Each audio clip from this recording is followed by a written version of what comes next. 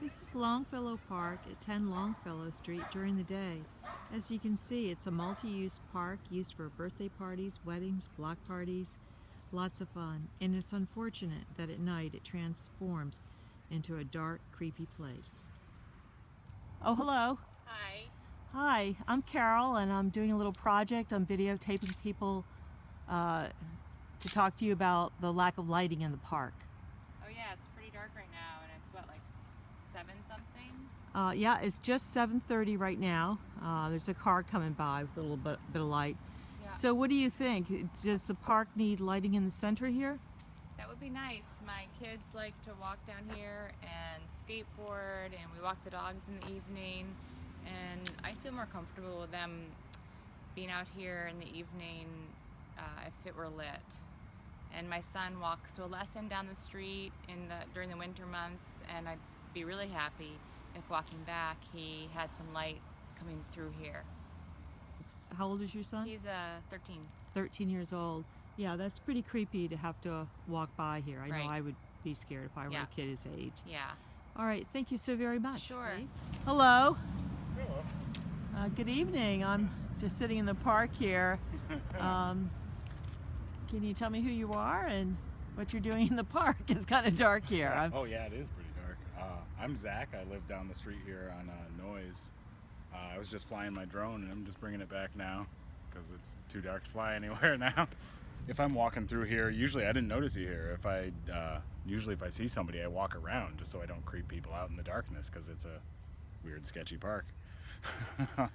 Yeah, So- generally I'm not wary, but like I try to avoid people just so I don't sketch them out because nobody wants somebody walking up on them in the dark. Yeah, so I have a dog. He's about a little under 1.5. We live not too far, a couple streets over, and this is our nighttime loop. So it's kind of creepy, if you're walking alone. You can't really see. Sometimes the shadows in the trees kind of can freak you out. And just being, unfortunately, being a woman alone at night tends to be a little scary, depending on, how you never know. There's a lot of news stories out there of people getting taken in the daylight, so it'd be nice to have 1 or 2 lights in here just to kind of brighten it up a little. That way you walk your dog without getting freaked out. Yeah, my name is PD. I walk down here a lot at night, and I actually find that I purposely avoid the park just because there's, weird shadows and stuff, and there's benches and people could be hanging out, and I don't know. But being able to see into the park, while I'm walking towards it would be kind of nice, and probably make it so I would actually walk through it. But yeah, I think some lights would be helpful. Now, I was sitting in the park as you approached it. What did you think seeing someone? You didn't know who I was. I honestly, I didn't really notice you too much until I heard you, and then I was like, oh God, what's happening? But if I had been able to see who it was, it probably would have been a little easier, a little nicer. Ked. Ked? Yes. And could you tell me what's your experience this evening and what time is it about right now? It's about 7:30, and it's getting kind of darker this time of year, and we like to come to the park, and he likes to ride his bike around the perimeter and up the crossings here, and it would be nice if we had some illumination. Now, there are some street lights. Is that enough light here? or- Not with the foliage, really. I mean, it's actually kind of dark down here without any lampposts underneath the trees, Mhm. What do you think about the houses with lights on that are around the park? Is that enough light to come in here? It's helpful, but you can't really count on that. So people having their lights on at nighttime. It'd be nice if we had something in the park that was dedicated to this space. I'm in the park, a Longfellow Park. It's dark. There are 2 dogs that just kind of got excited about each other. Hey, do you mind telling me who you are and Yes. what's going on? My dog just almost got in a fight with a dog. So Yeah. it's awfully dark in here. How is that impacting your experience? Oh, buddy. Well, first off, I can't take my dog in here to train at night. We can't use the park. It's very important for me because I don't have a car and I live right over here. So we use the park, pretty much everything involving the dog, to run around, get exercise, to train. Also, he just took a poop out here and I have no idea where it is. so that's inevitably going to get probably stepped on by somebody. Yes, I just came from a meeting, and I decided to stop at the park because I like going to the park. I was at the city hall meeting, and I asked about having lighting in the park. And if you could be here and see how dark it is, I was scared, nervous, kept looking around, and I also think we need like a circle for our wheelchairs to be able to sit instead of. I'm right now in the middle of the walkway, and we need something for the wheelchairs because we're going to be in the way of people. So I hope something can be done with this. Thank you. My name is Janine, and it was kind of scary walking down the street. I was even with 2 other people, and being approached from somebody in a dark park. We all started kind of walking away and sticking together almost in numbers. Looking around, it's a little creepy. It feels a little unsafe. I don't think I would walk by here alone at nighttime, anytime ever. They should certainly invest something in getting lights for the park, absolutely. Yeah, I'm Skylar Mann. I live up on Beacon. I'm Katie. Live there as well. We were just passing down Longfellow Road here, and I mean, without really noticing this at night, you wouldn't know that there were paths going through it. Yeah, and it's a little uncomfortable walking into the middle. I don't know if it's because I'm a woman, but definitely I felt sort of unsafe walking. You know, I would enjoy having some low lighting Yeah. that illuminated the pathways and defined this green space we have here in Portland. Yeah, I agree. That would be really nice. Even though we have some outside lighting on the poles, it doesn't do much for the inside, does it? No, it's not at all. definitely very dark on the center of the park.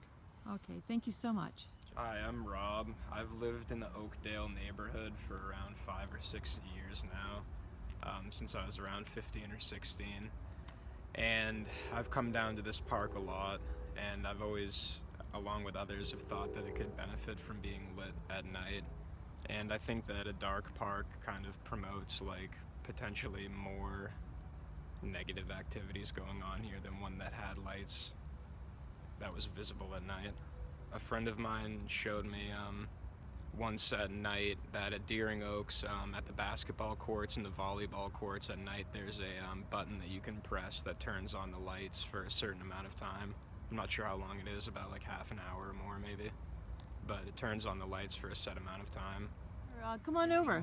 Come on over and talk to me if you don't mind. Okay. I'm just I'm making a little video here, talking to people about the park, and if you would like to have some additional lighting in the center of the park, and how you would feel about that. I would think that's awesome. Okay, can you tell me why you think it would be awesome? Well, my dog's afraid of the dark. I know that seems ridiculous, but it's hard to walk him here because he'll only go where there's streetlights. And also, when I lived in Arizona, they put that is huge controversy. We don't want park lights, but they put it on the walkways, and it was awesome because you could enjoy it at night. Like, I got home late from work, so it was nice to have lights. So it would be nice to see him here. Now, what do you think about the lighting? That neighbor over there, she has her lights on. Does that help the inside of the park at all? It's still pretty dark right here. Yeah, this is the center that we are so concerned about. People Well, and that it's real sketchy.